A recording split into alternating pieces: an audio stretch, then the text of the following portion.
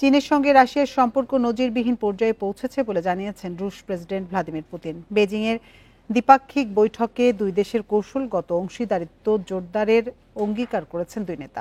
বৈঠকে চীনের president Xi জিনপিংকে প্রিয় বন্ধু বলেও সম্বোধন করেছেন পুতিন।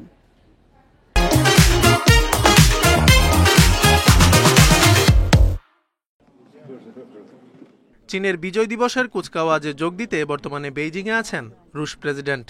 এর আগে চীনের তিয়ানজিনে এসসিও সম্মেলনে অংশ নেন ভ্লাদিমির পুতিন।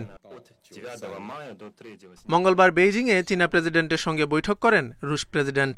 এ সময় শি জিনপিংকে প্রিয় বন্ধু বলে অভিহিত করেন পুতিন। উষ্ণ অভ্যর্থনার জন্য জানান ধন্যবাদ।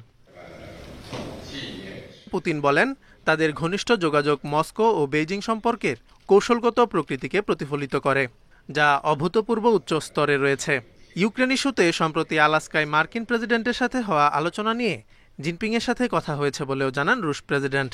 এর আগে 2 দিনের এসসিও সম্মেলনেও দুই নেতার ঘনিষ্ঠ সম্পর্ক প্রতিফলিত হয়েছে।